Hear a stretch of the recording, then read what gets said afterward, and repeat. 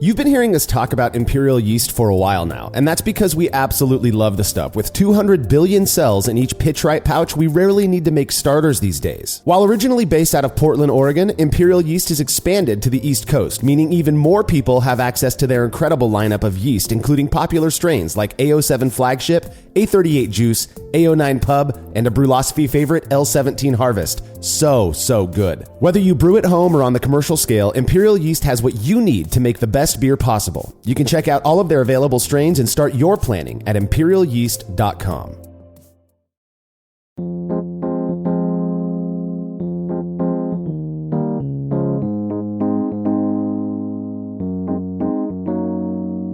When most brewers think of roasted grains, I have to imagine the styles that typically come to mind are stout, porter, and perhaps the various types of brown ale out there. All styles of beer known for being mostly malt forward. For many years, the idea of a hoppy dark beer was foreign. Though at some point in the last 15 years or so, it became this thing that hit the scene. You're listening to the Brewlosophy Podcast. I'm your host, Marshall Schott, and in this episode, I'm joined by contributor Cade Jobe to discuss the style known as Black IPA, as well as the ways in which brewers go about making these beers as dark as they are. Yeah, it's fun. We're going to talk about one of my least favorite styles today on the podcast. But I say that sort of tongue in cheek, right? The Black IPA it can be good. I just have had so many bad examples of it that I just get so turned off, and I think we're going to talk about that a little bit in this episode. It's like why, so many, at least myself and others that I know of have had bad experiences with Black IPA. And one of the things that we may be able to do to make it more palatable, which is cold steeping roasted grains, which is the experiment we're going to talk about today. Yeah, and cold steeping obviously applies to more than just Black IPA, but there are various reasons people might choose to use this method for Black IPA. I love that the way I think about Black IPA and all of the hate that it used to get, at least, is that it was what came before hazy IPA for the hate train, right? Like everybody needs to have something like the scapegoat style, and that was definitely Black IPA for a while there. I am by no means a hater of Black IPA. I appreciate the creativity of those who spearheaded this style, who, there are going to be folks who claim that it originated in the Pacific Northwest, which, as somebody from Seattle, go for it.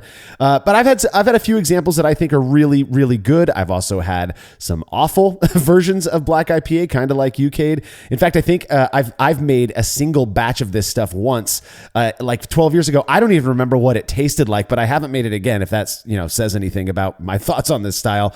Regardless, I do look forward to chatting with you, Cade, not only about Black IPA, but the various methods for incorporating the roasted grains, particularly by cold steeping them.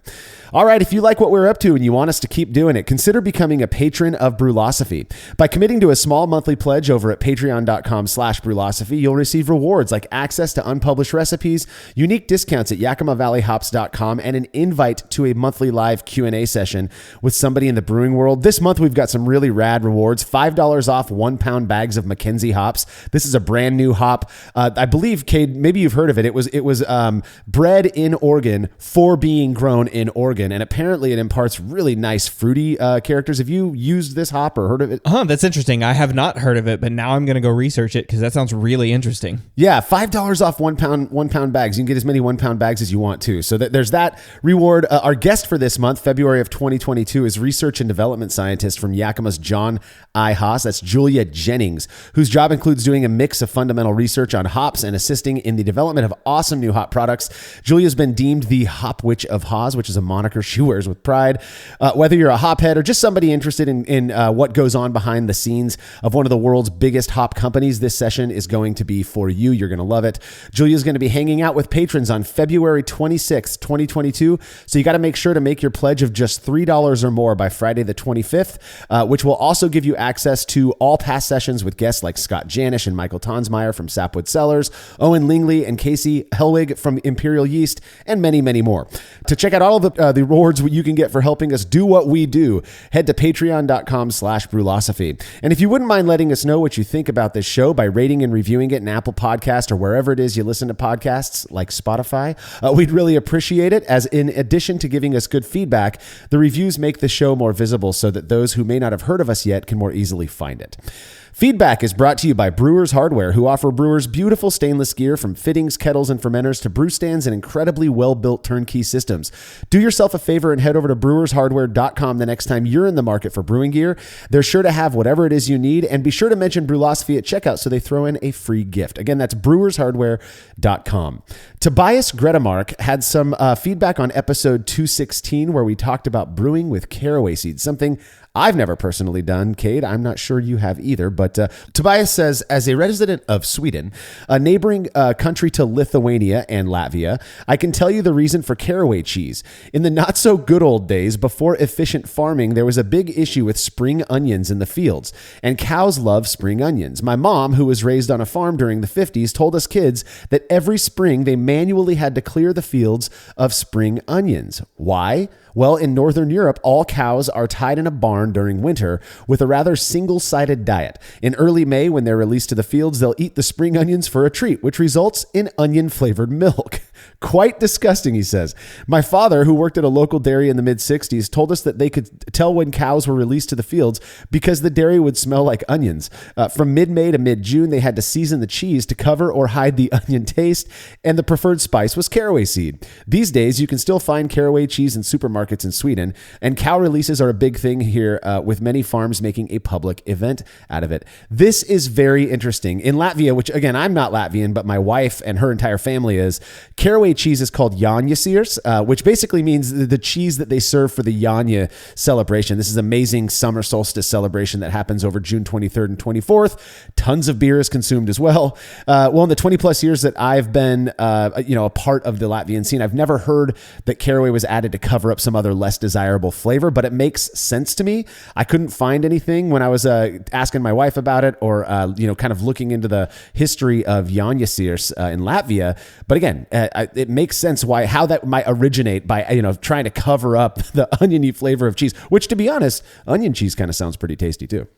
Well, yeah, I mean, I was thinking, when you're talking about onion cheese, I was thinking of like French onion soup with like a rye bread with some melted Swiss on it, right? I mean, like, oh God, that sounds like incredible. Rye bread, usually having caraway in the rye bread, and that's just such an amazing flavor combination. I'd never heard of this use of cheese, or that milk could taste oniony based on eating spring onions. So that's fascinating, but I could certainly see why they would want to add some flavor in there, right? Like add some caraway to mask that onion cheese flavor. Because yeah, sure, I'm not a huge fan of like raw onion especially, but yeah, cheese and raw onion doesn't really sound that great. But maybe add some caraway, and hey, use your cheese with some French onion soup, and there you go. Yeah. Again, I'm going to keep asking about this because I think it's an interesting, history lesson here. But as far as I know, the Latvians just love the taste of caraway and throw it in the cheese because that's what you do for tradition. So thank you so much for the feedback, Tobias. If you have show feedback, you can send it to feedback@brewlosophy.com or drop us a note on social media.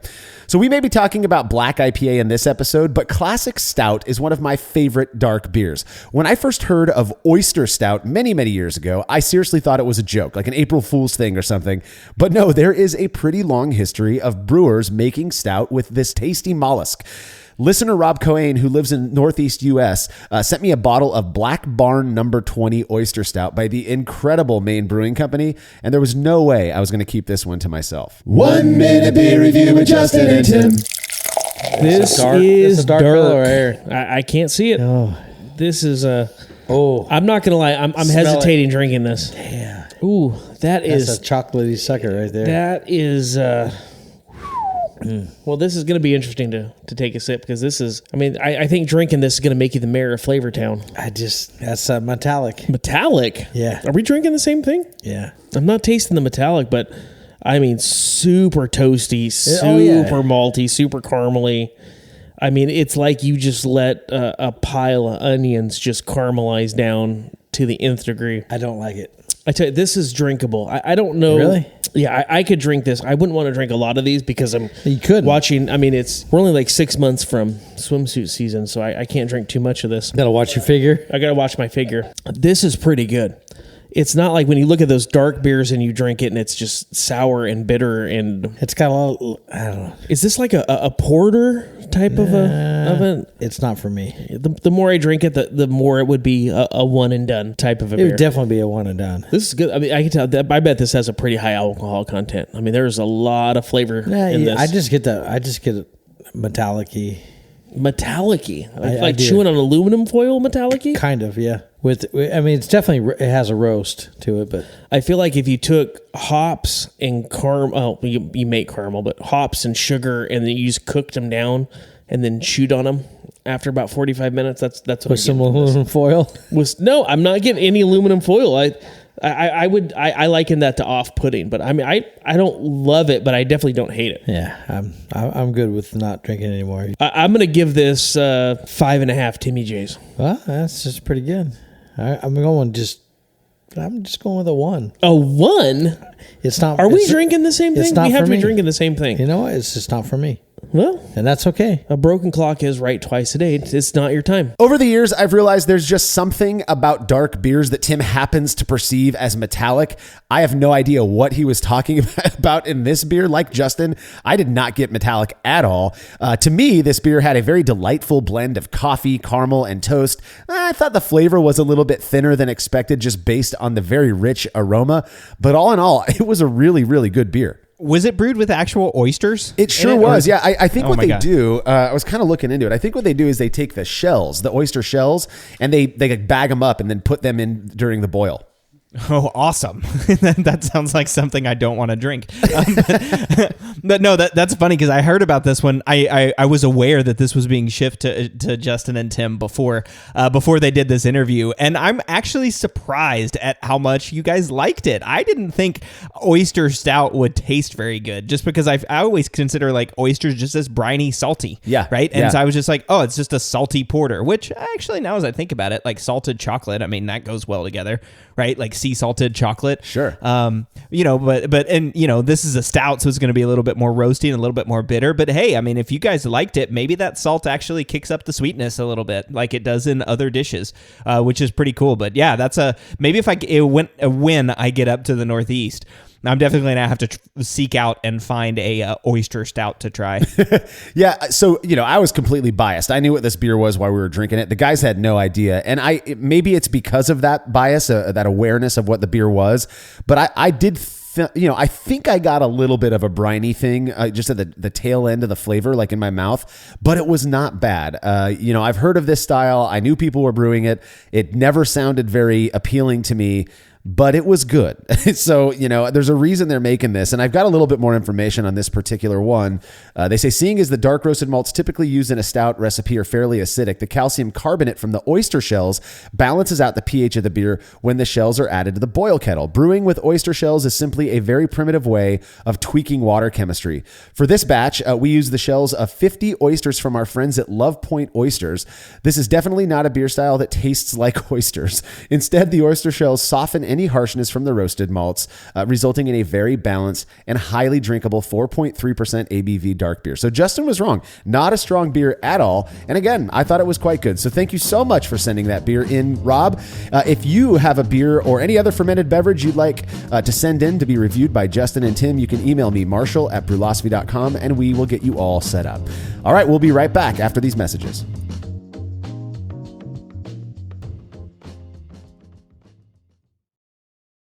After a long brew day, the last thing I want to do is waste more time chilling wort. I've tried so many different options, and ultimately I settled on the super efficient immersion chillers made by Jaded Brewing. With the King Cobra and Hydra, I'm able to chill my entire batch of wort from boiling to just a few degrees above groundwater temperature in as little as 6 minutes. If an immersion chiller is right for your brewery, then do yourself a favor and check out all of the rad options Jaded Brewing has to offer at jadedbrewing.com. And be sure to let them know Brewlosophy sent you. Have you ever thought about adding a port to your kettle but held off because you didn't feel like drilling into your gear or sending it off to have someone else do it?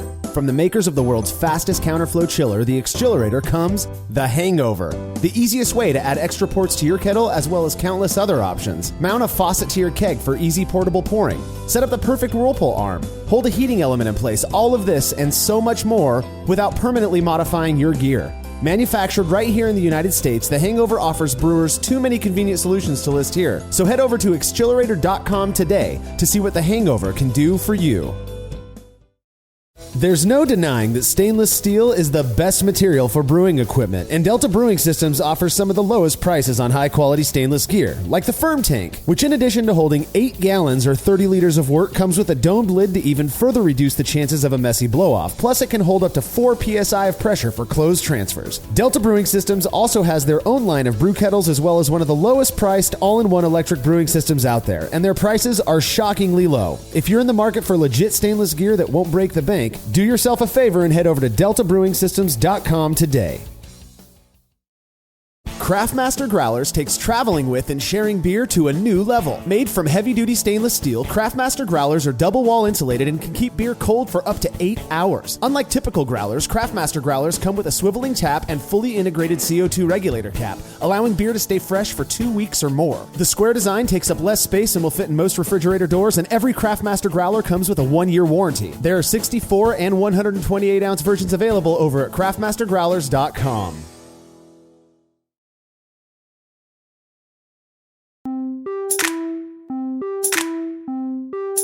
If memory serves me correctly, it was around 2011 when a friend of mine shared a bomber of Stone Brewing Sublimely Self-Righteous with me, which for those of you who haven't heard of it, was a very popular black IPA back in the day that I tend to view personally as one of the few commercial examples that put this style in the spotlight.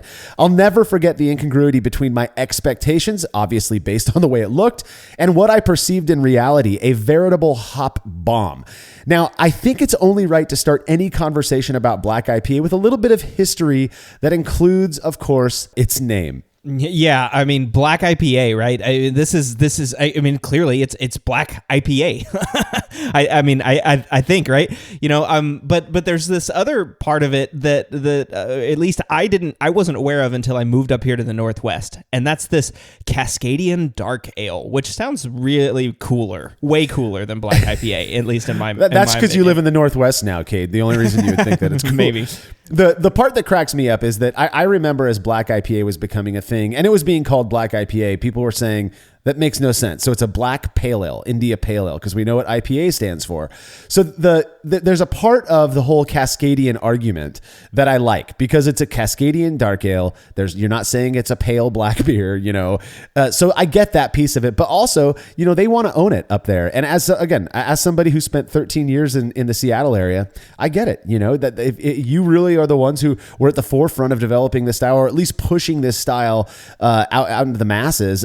You know, own it. Call it what you want, but the BJCP calls it black IPA. So that's what we're going to stick with in this episode. We mean no offense by that.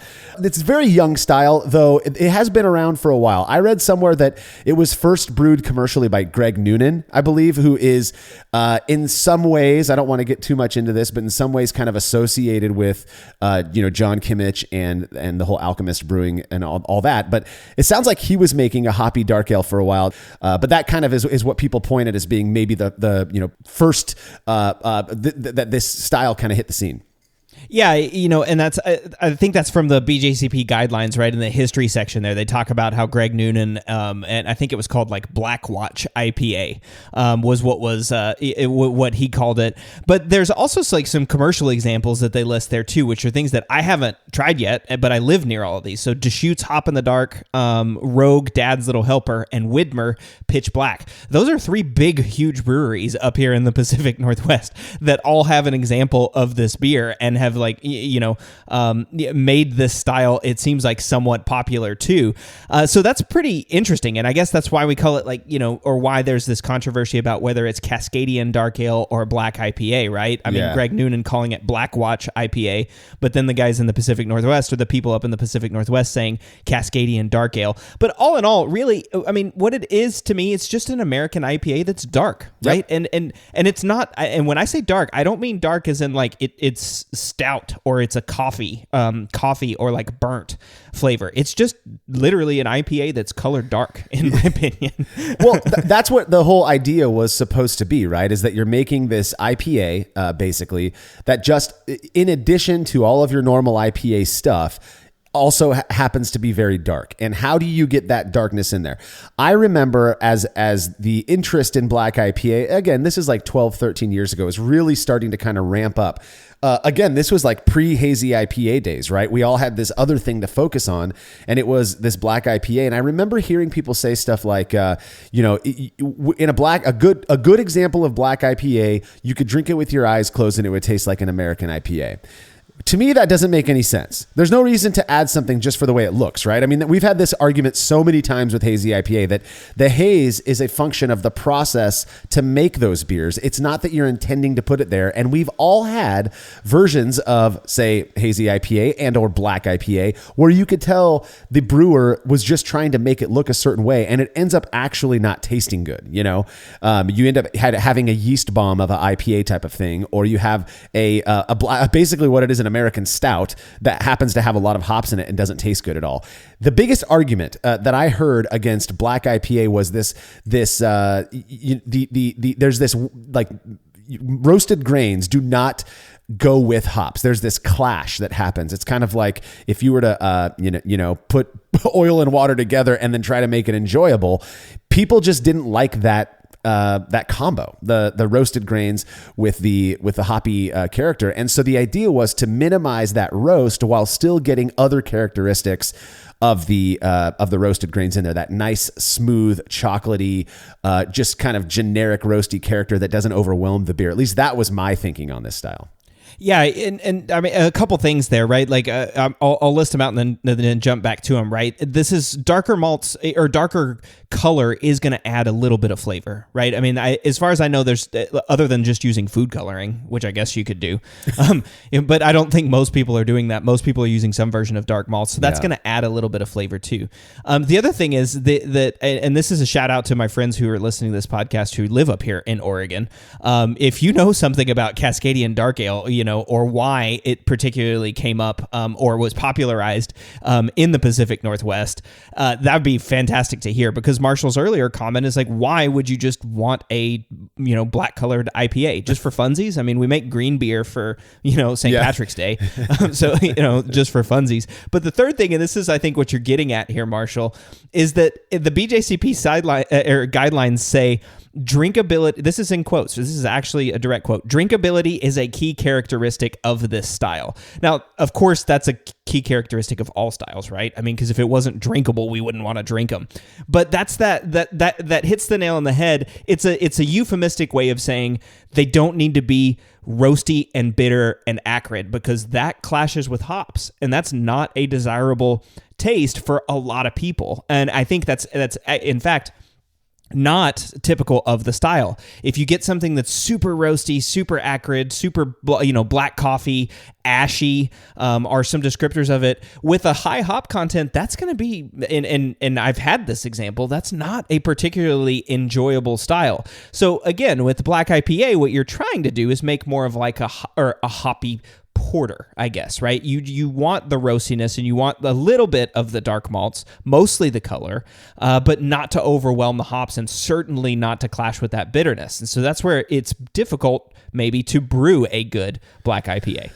We talk about subjectivity of preference often, and I think this is an area where we really need to focus on the fact that there are people out there who probably love hoppy stout, whatever. And more power to you. If that's your jam, go ahead and drink it. I think a good portion of the people who struggle to accept, to embrace black IPA, the big issue is that clashing of hops with roasty. I know for me personally, that was definitely the issue. The first few examples of black IPA I had that were homebrewed after Sublimely Self-Righteous, which personally, not a big fan of that beer. It's just got that, it's too roasty and too hoppy, and it doesn't work well for me. But the ones that I were having that were homebrewed homebrewed, back in 2010, 2011, I thought were awful up until a buddy at my homebrew club brought me, he had been iterating over and over wanting to make a good example of a black IPA. His name's Scott. And he brought one in that I thought was phenomenal. And the whole thing was it tasted like an IPA with a very, very subtle whisper of roasted character. And it just balanced the beer out. It was really nice. But he was going over all of these different methods for getting that roasted or that color in there without overwhelming the beer with roast character. So how does one go about doing that? There are various methods. I think probably...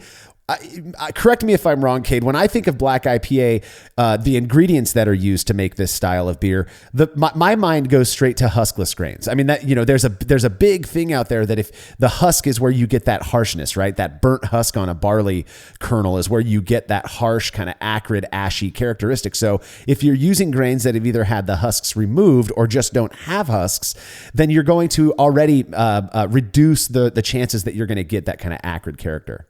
Yeah, I mean, this is, where we're thinking about the ingredients for brewing a black IPA, right? I mean, it is an American IPA with just dark roasted grains for color. And so if you're using, like you said, husked barley with husks, that husk, whenever it gets charred or burned or roasted in the roaster, it's going to become more acrid and ashy. And it turns out that a lot of those compounds that lead to astringency from over-sparging, or at least, the perception of astringency, that those same compounds exist and come out of the husk whenever they're heated, and so that's an issue, and it's a very natural place for people to start.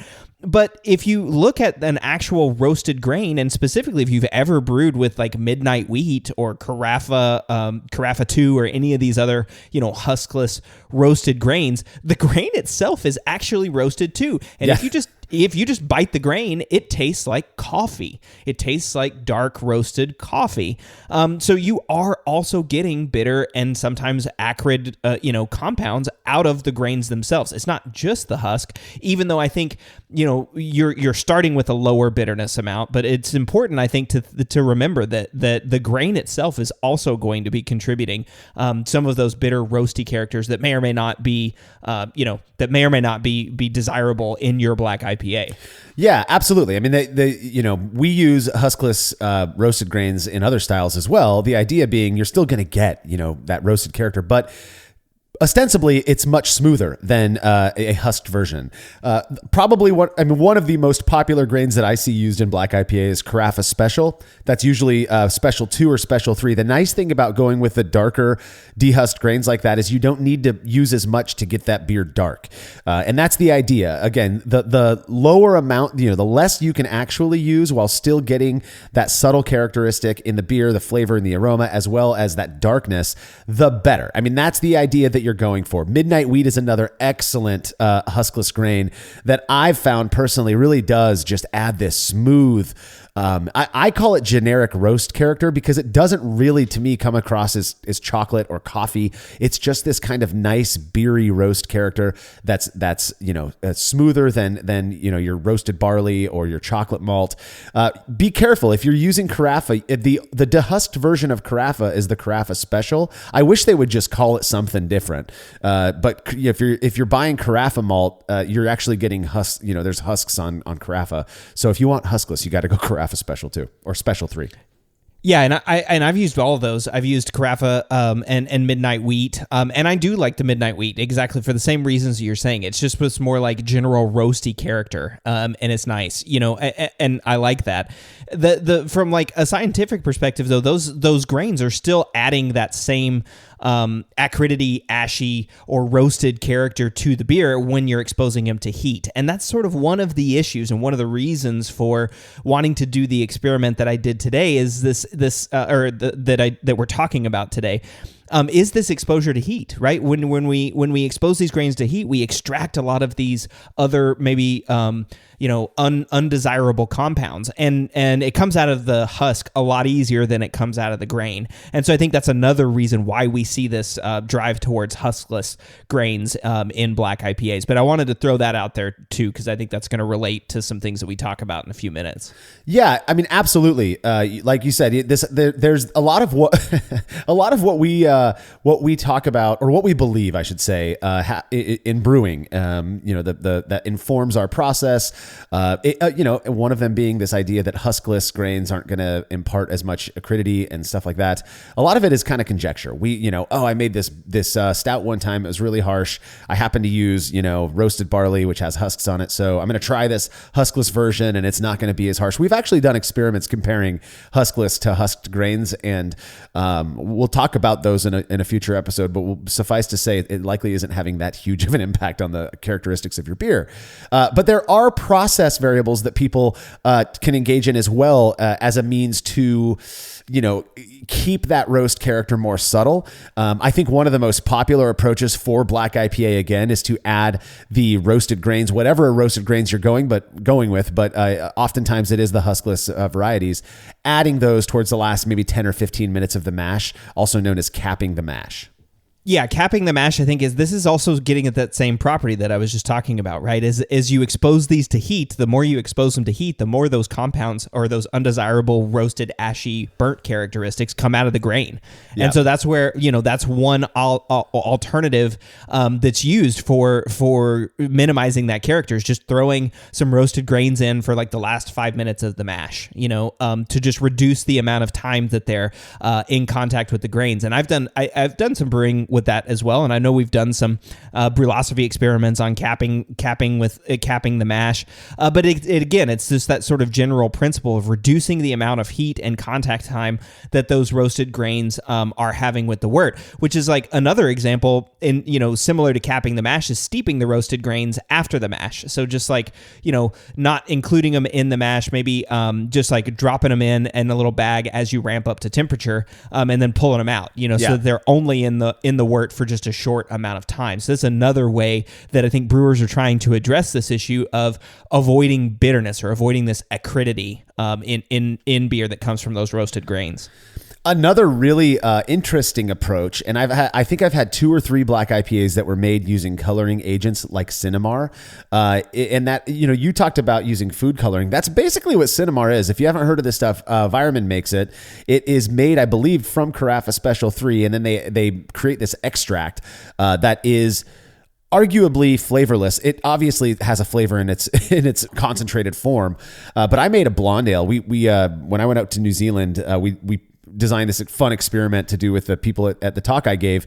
But a local brewer out in New Zealand, brewed a 10-gallon batch of blonde ale and then hit one of them with a very large amount of Cinnamar to make it look like a stout. You could guess what we were doing here, trying to see if people tasted a stout or a blonde ale with their eyes closed, basically. And those beers tasted identical. So it is definitely, if you just want the look without any roasted character, go with Cinnamar, because you can just make a regular IPA and then darken it up with this stuff. But that is one way also to get that color in there. And then on to the topic that we're going to focus on here in this episode is cold steeping the roasted grains. There's also hot steeping. I don't know why anybody would do that if you could just toss them into the mash, but people do that for whatever reason. But I think the more common approach, if you're going to steep those grains without putting them into the mash, is cold steeping, which you have more experience with than I do, Cade. Yeah, exactly. And I mean, one note on Cinnamar, because I think it's related here. Cinnamar is essentially, a very similar idea to what you're doing with cold steeping, right? Cinnamar is just you're taking these roasted grains, that Carafa Special 3, evaporating it into an extract and using it as a coloring. And so that's all that we're trying to do with cold steeping roasted grains is just make a color solution. Right? You're trying not to pull out all of the bitterness, acrid, harsh characteristics. You're just making a dark water essentially, and adding that into your mash to get to that desired color, which is kind of a cool use, and that's kind of what inspired our look into cold steeping roasted grains. I like to think of it as like cold brew coffee versus hot brewed coffee. I think most people have probably had an experience with cold brewed versus hot brewed coffee, and to me they taste very different. And I actually looked this up a little bit before this episode.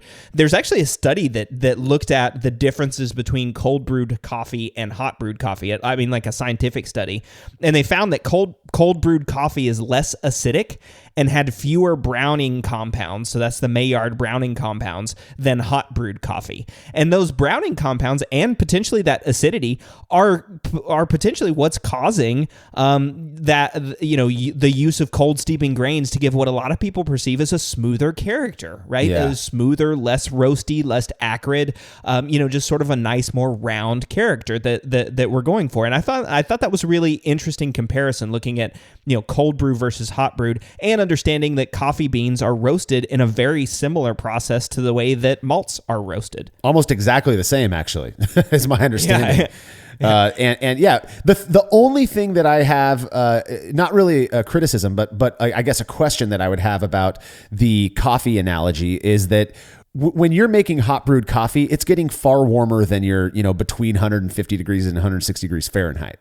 The water that you're making coffee with, I believe, is hotter than that.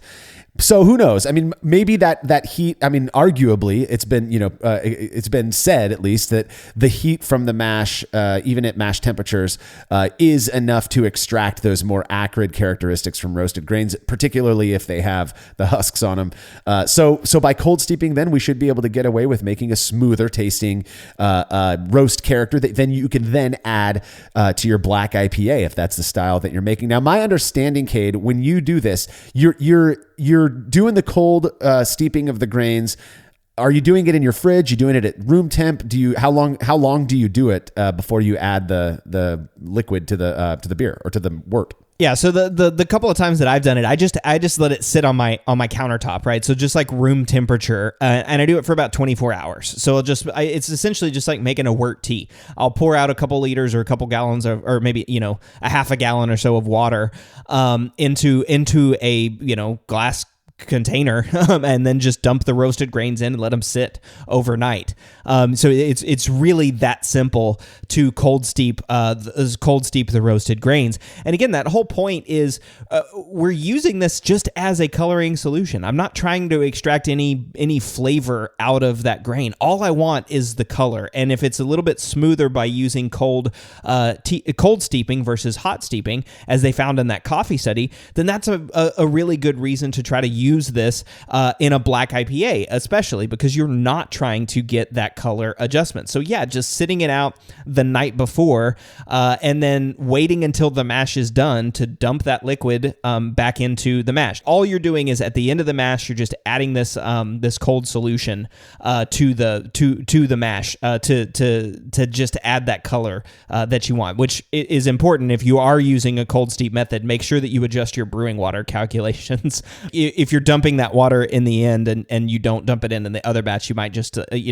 dilute your wort from a place that you didn't expect it to be. So yeah, my understanding is that you take your cold steeped liquor with the grains in it and you just add it to your mash right before you open the valve on your mash, or you pull your bag, I guess, because you want to at least give it time for that color to kind of sink in, right? I know some people who will strain the grains and then put the liquor into their boil kettle and then rack the sweet wort on top of that, and that's enough to impart that color. So one argument that I've heard against cold steeping is that you don't extract as much color, so you need to like double the amount of grains that you use or something like that. But hey, that's why we're going to go test it out. Well, now, like I said, I've only ever brewed one batch of black IPA by myself. I was brewing with a buddy of mine who got kind of a hankering for this style, and I helped him brew a couple batches. But on my own, I think I've brewed one batch. And for that one, we just opted to toss the roasted grains into the full mash. Keep things simple, right? I don't recall it having any noticeable issues. I also don't remember it being an awesome beer by any means. So, but I have a friend who was a pretty big fan of black IPA for a while, and he brewed up, like I mentioned earlier, brewed up a whole bunch of batches using different methods. And he told me the one that I liked the most when he was sharing this beer with me was the one with cold steeped roasted grains. So there you have it. This was many years ago, and there was no comparison. It was just me sampling a single beer he made, during a club meeting. But it certainly made me wonder if this unique approach has an impact, which is exactly what you aim to test out, Cade. Results from that experiment when we are back from this break.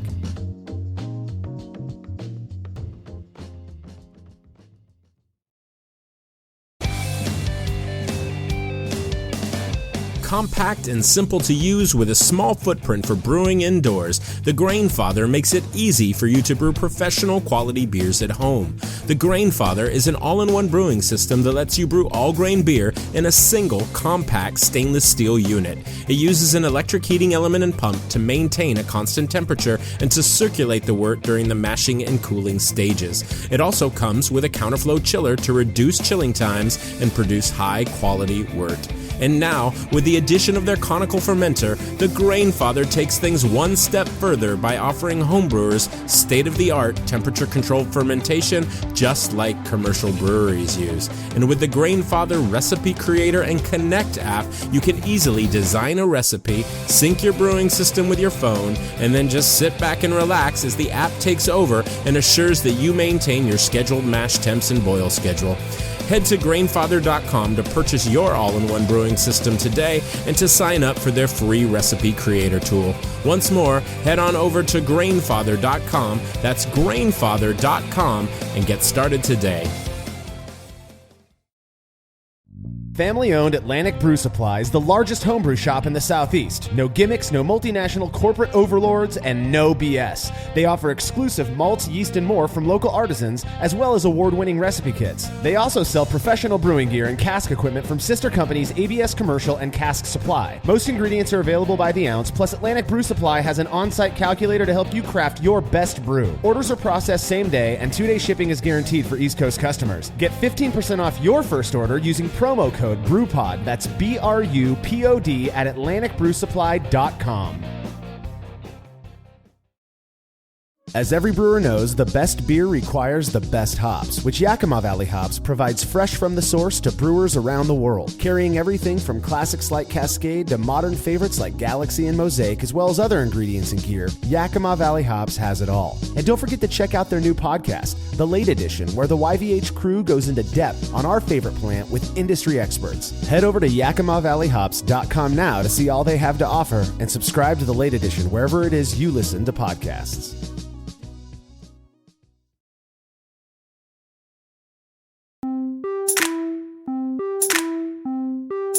When it comes to dark beers and the roasted grains used to make them, brewers often worry about imparting this unpleasant, acrid, or burnt flavor, which has led to the development of various methods said to reduce the chances of this happening.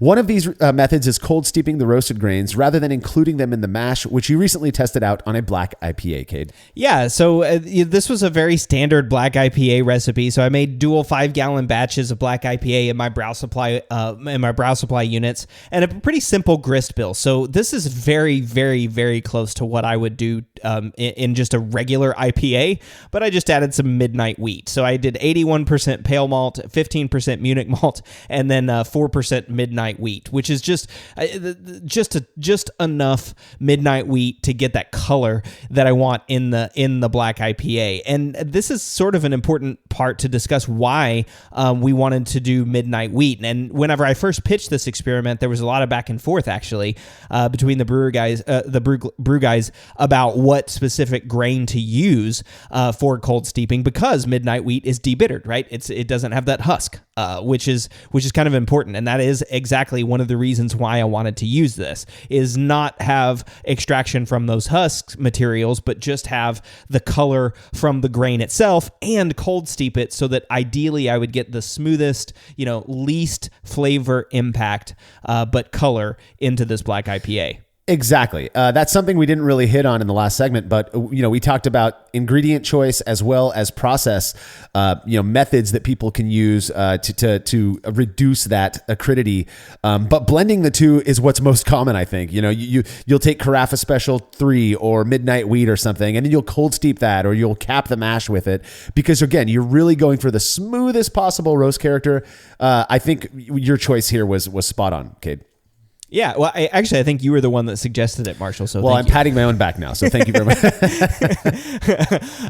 So normal brewing process except for the mash, right? So the mash, I did mash both batches at 147 Fahrenheit or 64 C for 60 minutes, but one batch had the roasted grains included in the mash. So that's the 4% midnight wheat included in the mash, and the other batch had the cold steep. So that was again set out at room temperature, then night before or 2 days before, and it just steeped, right? So it just sat on the counter and pulled all of that liquid out. And then with about 5 minutes left in the mash rest, I added the cold steep grains, and that's just so that the color can sort of diffuse down through the mash. So remember, these are recirculating units in those brow supply units. So that's just mixing that color in to the mash that didn't have the roasted grains included at the beginning. So the difference between these two beers is one of them had grains steeped at 55 minutes in a hot mash. The other one was just cold steeped for a couple of days and then added at the end of the mash. Yeah, and there, if you think about it, the way that this method works, you're also kind of relying on the capping the mash method as well, because you're adding it at the tail end of the mash rest. The idea being that those roasted grains aren't going to be in contact with that hot mash long enough for it to extract the undesired, sharp roasted character. So yeah, exactly. So again, we're just trying to make sure that all we're doing is adding a color solution to the black IPA and not the harsh characters. But the rest of the brewing process was pretty similar to an IPA. So when the mashes were finished, I took the grains out, boiled them for 60 minutes, and then had a pretty, what I would call normal hopping schedule for an IPA. I used 28 grams of Magnum at 60 minutes, 28 grams of Galena at 30 minutes, and then 5 grams each of Citra, Amarillo Lupamax, and Equinaut Lupamax, all of those at 5 minutes. So, nice 60-35 IPA mash or hop schedule. And then when the boils were complete, I chilled the wort, and hydrometer readings confirmed that they had hit, both worts had hit the same gravity, 1070, which I guess it does bear mentioning. With those roasted grains, you're not actually getting it. You've burned off all of the sugar. Yeah. So you're not getting any gravity influence from the roasted grains, which is good to see, right? That we hit the same OG and there wasn't some craziness there. Well, yeah, and I would contend that even if you were adding 4 ounces of even extra pale malt, you might see a bump of 1 or 2 OG points or specific gravity points. But yeah, like you said, you're not expecting to get any gravity bump just from the roasted grains alone. And at 4% midnight wheat, again, this is great. Both are at 1070 OG, which is also a perfect starting place for a nice black IPA, in my opinion. Yeah, exactly. One of the things we also didn't talk about earlier with black IPA is the BJCP style guidelines say it's supposed to be a dry beer. And so that impacted my choice of yeast. So I went with Imperial Yeast's AO4 Barbarian, which is, the Conan strain that just chews through everything. So, from 1070, and I think we'll get there in a minute, but it down to 1006. So that was quite the attenuative little beast there.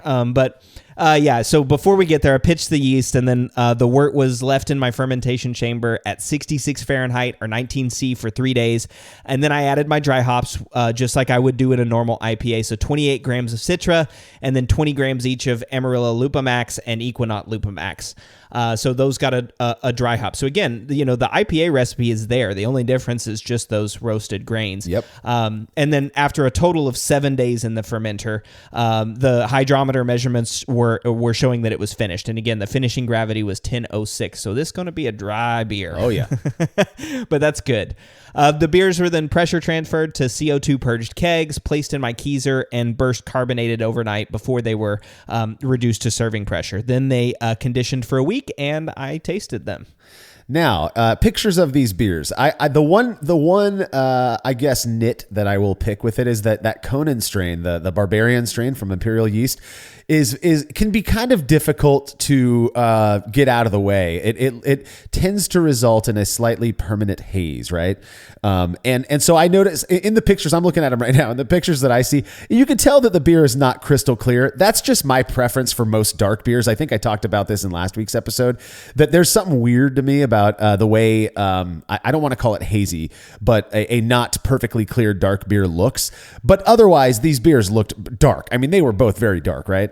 Yeah, they're both very dark. That's the only nitpick I would have. That's the other nitpick I would have, I guess, is just that I would like them to have been a little bit darker. They were like dark brown to my eyes instead of black, right? And so maybe 5% or something would have made that a little bit better. But yeah, I noticed that as well. I do wonder, though, if it's not because of the, we talk about how if you were to take for example, a really hazy Hefeweizen that has all of the stuff in suspension, it's almost opaque, that looks almost white. but once that clears up, it turns more of a yellow color. It's kind of the same way with dark beers. I've found is that when it still has particulate and suspension, that it kind of takes on more of a brown color, whereas when it clears up, it does look more dark black. Who knows? I do think that you probably could have gotten away with using a little bit more, but I think it's pretty standard right around that 4% mark is what people are using for black IPA, at least in the recipes that I've seen online.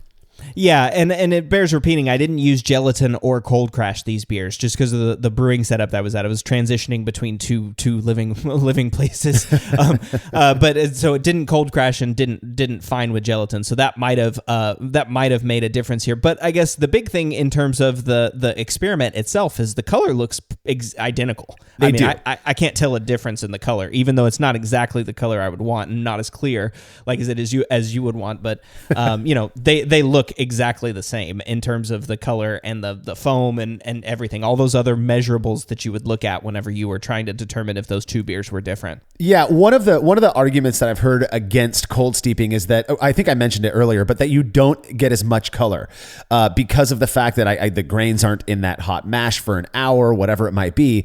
These beers look identically dark to my eyes, and it could just be I'm seeing a picture of them online.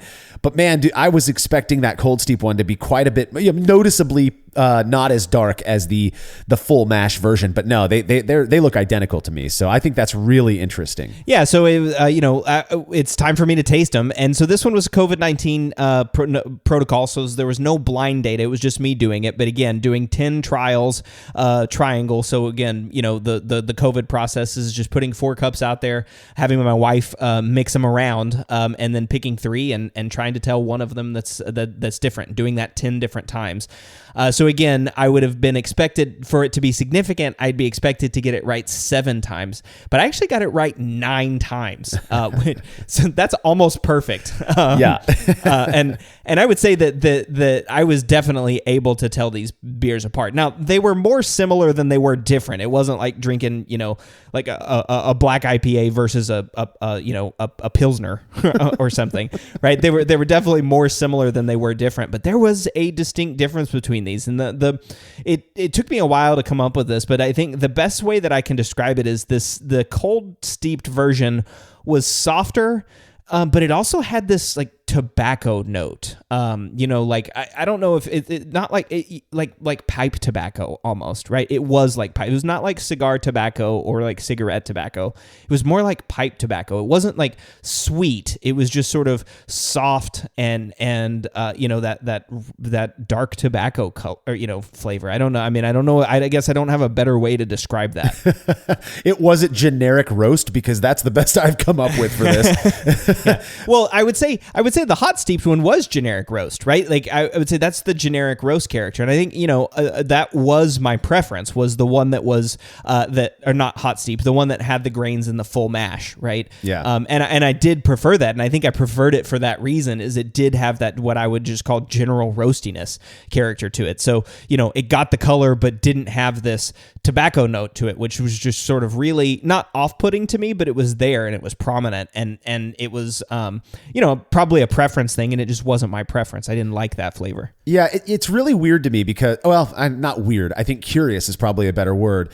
Because when we talk about black IPA, at least from the people who love this style and brew it often and talk about brewing it often, the idea really is to create a American IPA that is just dark. And it sounds to me, the way that you're describing these beers, obviously I didn't get to try them, but it sounds to me like the cold steep version was basically that, but it did impart more than just darkness to the beer. There was a flavor component to it.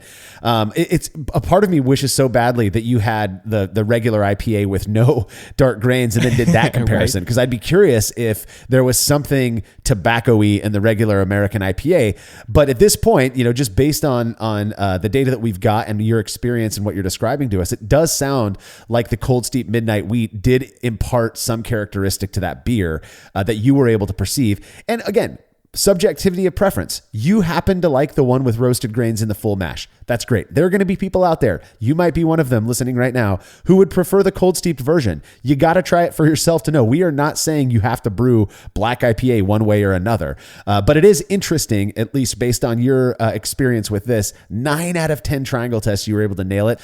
So yeah, just really, really interesting, and does kind of uphold this idea that cold steeping is going to have a unique impact on beer versus, including those roasted grains in the mash. It's just we can't speak to what everybody's subjective preference on those are going to be. Right, exactly. I mean, this is, again, we talk about it all the time, the limit of the triangle test. I can tell you that they're different, and I'm giving you my own personal impressions right. of why they're different. But my own personal preference is not based in data. It's just what I perceive. So that's the limit of the triangle test, but it is what it is. And that's 2 experiments, right? So there was a prior experiment also that was done in a robust porter that was similar to this one, and that one had husked grains, right? So that one had grains with the husk. This one had midnight wheat, which is the dehusked versions. And in both of those versions, the cold steep grains still had a flavor difference. So to me, that's also an interesting takeaway from this, is that while that husk may be contributing something to it, the beers still tasted different, right? Even without the husk, the beers were still different. So there is something to this grain itself character that's being imparted by cold steeping or by mashing the grains for the full hour long mash. Yeah, so I'm thinking about this, with what I've had of black IPA. I was this is just coincidence. I never buy black IPA. I would if it's on tap at even one of my friends' breweries, I'm not going to order it. It's just not a style I love. But contributor Andy Carter was up at my house a couple weeks ago, just hanging out for the weekend, and he brought some Southern California beers up here, and one of them happened to be a black IPA from Modern Times Brewing Company. And I only found it in my fridge yesterday. So I decided to crack it open knowing that we were going to be doing this episode today, a little bit of research, and it was absolutely delicious. I was shocked how good it was. It did have a roast character. And so I'm learning that it's not the roast character with the hops that I don't like. It's the acrid sharpness of those roast character. To me, it creates this kind of soapy thing when you blend that kind of sharp roasted thing with the hops. And I wonder if maybe water chemistry plays a role there. Like maybe black IPA is better off with a higher chloride ratio over sulfate, whereas a standard West Coast IPA, you want that sulfate to really crack that hoppiness, that bitterness, to really make it kind of crunchy on your palate is how I describe it. You don't really want that with a black IPA. I think you want smoothness, right? And so I would be inclined to probably, if I'm going to make this beer, which I'm not, but I would probably be inclined to include the roasted grains in the full mash as opposed to cold steeping. And I've done experiments on capping the mash and on other, methods for adding roasted grains that don't including them in the mash. I think I just like what you get out of having them with the rest of the grains. Plus, it's simpler. Yeah, so next experiment is oyster black IPA. No, I don't know if anybody wants to do that. But no, yeah, I mean, and I would also, this is one of those two, I'm going to repeat it again. You already said it, but I'm going to say it again too. These are just my impressions, right? So so please don't read into what or do it. I don't care. Do whatever you want to do. If you want to read into my impressions, then do it. But don't feel like I'm trying to preach to you here. Yeah. It's just that the cold steep version to me definitely was softer. It has softer roasted character and that tobacco flavor. I can see a lot of people really liking that and preferring that to what I would call like more roasty, which means a little bit more bitter, or a little bit more of that acrid, coffee flavor, which I preferred, so again, like it's sort of one of those things. Again, like you, black IPA is not a style that I'm going to consume all that often. Although now I'm curious. Now I know I live close to now I know it's a thing. I'm going to do that in podcast quotes, right? Ooh, it's a thing in the Pacific Northwest. So I should go try it. But I feel like that's going to turn out badly for me. But anyway, it's not a beer that I would brew, but again, that doesn't mean that that there's not people out there that would like that. And if you want to, maximize or get the flavor that you want out of this seems like it has an impact, right? So test this in the next time you brew a black IPA. We've got 2 experiments now suggesting that this method does, in fact, create a difference in the beer. So this is one of those things that now it's another lever you can play with when you're making a black IPA. Absolutely. And one of the things I thought was interesting when we published this article, Cade, is how much traction it got. I thought Black IPA was kind of falling out of favor. It had lost its luster. People weren't really talking about it as much because of the whole, hazy IPA thing. No, people still love this style, it seems. And it kind of shows. We got quite a bit of reader comments on this one. We're going to go through a few here. First one comes from somebody who calls himself Wise Guys. And they said, I think the rule of thumb for cold steeping roasted grains is to use twice as much. Do you have any thoughts on that? Now, I mentioned this earlier. I've heard that as well. And I don't know where I heard it. I don't know why. It makes sense to me because I would think, again, presumptuously, I would think that by cold steeping, you're not going to extract as much color, which would also mean as much flavor. But the whole idea is to just get color, not flavor. Anyways, our buddy John Palmer responded to Wise Guys and said, I don't think it's a rule of thumb, more of a suggestion. To me, the difference between cold steep, warm steep, and hot steep is the transition from aroma dominance to flavor dominance. It is exactly the same as when you're making coffee, cold steep or cold brew versus hot brew. To me, the takeaway is that yes, the result is different, and what you want to do with that difference is the next question. Yeah, and this is exactly what we just talked about, right? That last line from John. What you want to do with that difference is the next question, and that's for you to work out. Exactly. And I like that. And another thing I would say about using twice as much grains is I guess maybe a question. Why? If all you're doing is color and you reach that black color that you get to, or that you want, why would you want to double the grains? Yeah. I mean, what's the point? I guess I don't see the point in the black IPA. Maybe if you want to make a really roasty IPA, then fine. That's okay. But again, black IPA is just an IPA with dark color, in my opinion, and just a little bit of roastiness. So once you reach that point of reaching that color and that little bit of roasted character, I don't know necessarily why you'd want to add more grains, but that's just me. No, I agree with you 100%. That's exactly. It's weird because we talk about black IPA as just being black in color and not having much roast anyways. But I'm realizing, like I mentioned earlier, I think I actually like black IPA with a little bit of roast in there more than I like just the darker ones that have kind of a flabby, maybe a whisper of like coffee flavor or something. I don't know. It's an interesting style to me still. Again, not one of my favorites, but it can be quite good. Like the Modern Times one I had. Also, you can't talk about black IPA without talking about Wookie Jack. One of the best. That's one I could drink over and over again because it's so good. But I think Firestone Walker only does special releases on that one now. So I was going to say, I've never had Wookie Jack. It sounds like a beer I would like to drink, though. I believe they make it with rye. So it's like a black rye IPA, and it's phenomenal. If for no other reason than the Star Wars reference, I would try it. Yeah. See, I didn't even know that was a Star Wars reference until one of my friends told me years ago. I was like, oh, it's a fun name. Cool.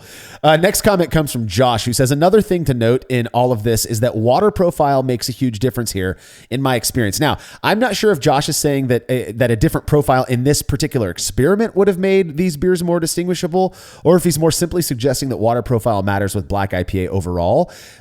I agree that water profile will always matter. And like I said earlier, I do think it'd be an interesting experiment, actually, a chloride to sulfate ratio experiment on black IPA, because it could be that you end up getting that smoother roast character because you're doing higher chloride, not so much because of the way that you're integrating the roasted grains. Yeah, exactly. I mean, the good thing about this experiment is the water that I was using was relatively soft, so it didn't have a whole lot of minerals in it one way or the other, which was nice for this experiment because it kind of took that off the table. Yeah. But I could certainly see water chemistry having an impact. I mean, especially if you're getting in that high sulfate, if you're increasing that crispness, if you're with those roasted grains, I could certainly see it accentuating that bitterness and maybe even that clash between hops and the roasted grains, and at the same time, that roundness might be very pleasant. Again, I kind of like some of the bitterness and maybe a little bit of the acidity that I get from those roasted grains. So maybe not for me, but again, I think that's a cool one that you could do, right? Is let's, test them out with your water and see which one you like better on your brewing system and with your water chemistry. Yeah, absolutely. Final comment comes from Daniel, who says, I was rather certain you would not be able to tell a difference with all the dry hops and stuff. Very cool. Oh, man, I'm going to try not to open a can of worms on this one, but I love that, Daniel. Thank you so much for that. I appreciate that. And this one was, right, that's maybe another good example of why, of this experiment showing a difference, right? With all of the hops and everything that's going on and the roasted grains and all that sort of stuff, I was still able to taste a difference in this beer. So maybe it means that this one is pronounced, right? So this is actually doing something. I don't normally like say things this strongly in an experiment, but it just seems like that this is based on our two experiments and my own personal impressions from this beer. It seems like this actually does do something, right? The cold steep versus the hot steep changes the character of the beer, even with all the dry hops and everything going on. So yeah, I agree, Daniel, and thank you for that. Maybe I'm opening that can, Cade, but I will say this, that there's a lot of banal arguments that we see with the experiments and the design and all of that. One of the ones that's never really made sense to me, but that we've yielded to quite a bit, is how characterful a beer is that we are choosing for a particular experiment.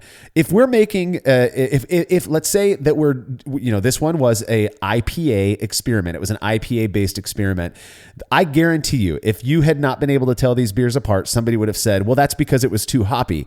Yeah, but it's a black IPA experiment. So that's kind of what we're testing here. So I don't think that the dry hop, overly dry hopping a beer is going to get in the way of most of the variables that we test out, because people so adamantly believe that these various process variables or these ingredients have a perceptible impact. You should be able to taste the difference even in a hoppy beer. And dry, we talk about hops as being like this crazy thing that gets in the way of all, other components of beer. I just don't think that's the case. And I've drank a lot of beer. I've brewed a lot of beer. Again, I just don't think that's the case. That said, I agree with Daniel. The fact that this was a very hoppy beer and with only 4%, midnight wheat, the fact that you could taste the difference based on this weird process difference, of cold steeping versus including them in the mash, pretty indicative to me that they likely do, like you said, likely does have an impact. So there you have it. And that is all we've got on cold steeping the roasted grains when making black IPA. Is there anything else you'd like to say before we bounce, Cade? No, I was surprised about these beers. I mean, they're not my favorite. It's not a beer that I'm probably going to make often, but I was surprised at how the beers turned out and surprised that each of them was so different, right? Again, different doesn't mean better or worse, just different. So again, this is another one that if you want to make a black IPA, I'd consider using one of these two methods to make your black IPA. There you go. Well, don't forget to check out the Brew Lab, where Cade takes you into the lab with real brewing scientists to discuss fascinating research they've done on our favorite drink. And as always, you can read more about the experiment we discussed by clicking the link to the article on brewlosophy.com in the description of this episode. The Brewlosophy podcast is made possible by the generous support of our sponsors, as well as all of our rad listeners. We seriously could not do this without you. Cheers to everyone who has subscribed and left a review of our show. It makes a huge difference. If you haven't yet, please consider doing so. Head over to brewlosophy.com/support to view a list of ways you can easily help us to continue producing this podcast. If you want a reward for your support, visit patreon.com/brewlosophy. Thanks again for listening. We'll be back next week with another episode of the Brewlosophy podcast. Until then, think beer. Start off the morning with some hot tea, lemon and honey, cause it soothes my throat. Put some herb in the bowl, yeah, it's homegrown. Ain't gotta go through the middleman no more.